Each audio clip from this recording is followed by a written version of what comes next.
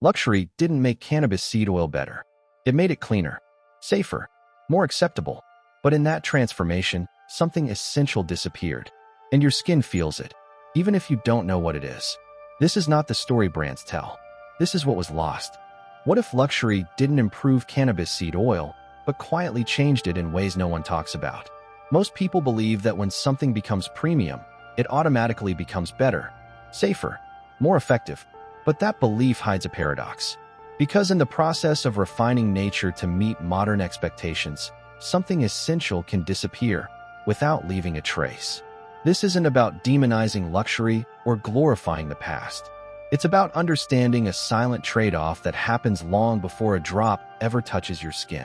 A trade-off hidden behind clean labels, elegant bottles, and reassuring words. And once you see it, you'll never look at natural luxury the same way again. When cannabis seed oil was simple, there was a time when cannabis seed oil wasn't luxury, branding, or status. It was simply oil, made close to the land, pressed slowly, used with intention rather than expectation. People didn't ask what it could promise their skin in 10 days. They asked if it felt alive, if it carried the weight of the plant it came from. Simpler processes didn't mean less value. They meant fewer layers between nature and the body. Back then, nothing needed to be optimized for scale. The oil wasn't designed to survive warehouses, shipping containers, or endless shelf life. It was made to be used, not stored. And that difference matters more than most people realize. Just like fresh bread tastes different from industrial bread, oils made close to their origin carried subtle qualities that were never written on labels because no one needed to explain them. What's interesting is that people didn't call it better. They called it familiar, trustworthy, real. The relationship wasn't transactional. It was experiential. You didn't consume oil expecting transformation. You used it as part of a rhythm. And maybe that's the first clue, because the moment expectations change, processes usually follow. The silent shift toward luxury. The shift didn't happen overnight. There was no announcement, no warning, no clear turning point. Cannabis seed oil didn't suddenly become luxury. It slowly drifted there. Words like natural, pure, and premium began to appear, not because the oil had changed yet, but because the world around it had. Expectations grew. And when expectations grow, products are forced to adapt. As demand increased, consistency became more important than character. The oil had to look the same every time, feel the same every time, last longer, travel farther. What once lived close to its origin now needed to survive distance. And survival always requires adjustment. Just like a song loses texture when compressed, something subtle began to fade as the oil was reshaped to meet modern standards. This is where most people lose track of the story. Because on the surface, everything looked like improvement. Better packaging, cleaner extraction, stronger control. But progress doesn't only add, sometimes it replaces. And the question isn't whether cannabis seed oil became more acceptable. The question is what quietly stopped being necessary in the process. What was removed in the process? When something becomes luxury, it doesn't just gain value, it gains rules. And rules demand control. In the case of cannabis seed oil, control meant removing anything that couldn't be standardized.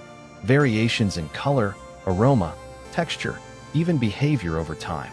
What once reflected the season, the soil, and the plant itself now needed to behave predictably. And predictability always comes at a price. To make the oil stable, certain elements became inconvenient. Compounds that reacted differently to temperature, light, or time were quietly reduced or filtered out. Not because they were harmful, but because they were unpredictable.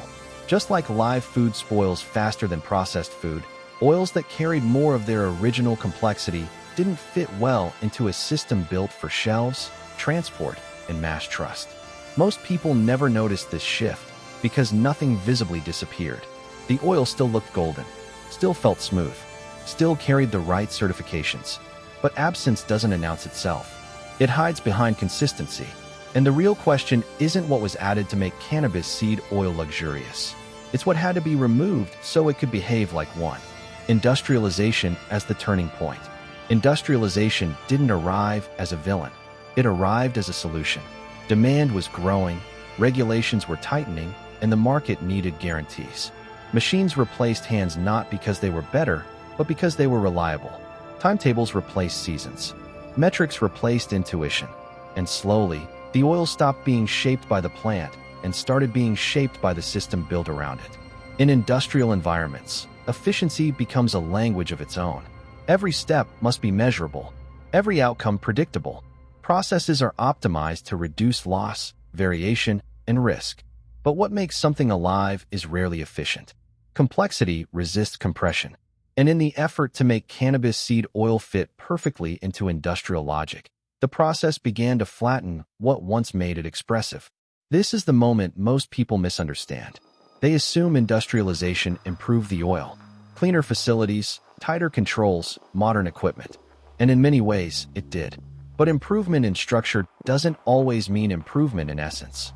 The turning point wasn't when machines arrived. It was when the process stopped asking what the oil needed and started asking what the system demanded. The human cost is proof.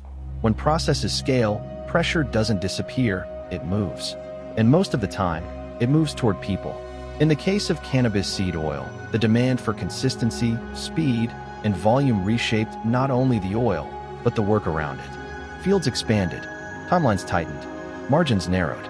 What once followed natural rhythms began to follow schedules that didn't pause for weather, fatigue, or limits. Inside this system, human labor becomes a stabilizing force. Hands replace irregularity. Bodies absorb inefficiency. Workers adapt so processes don't have to. Long days in the fields, repetitive tasks in processing facilities, constant attention to machines that never rest. The oil flows smoothly because someone else carries the friction. This isn't about blame. It's about evidence. Because when a system prioritizes predictability above all else, it leaves traces. And one of the clearest traces is human exhaustion. The cost isn't written on labels or marketing campaigns, but it's embedded in the process itself. The invisible impact on the oil.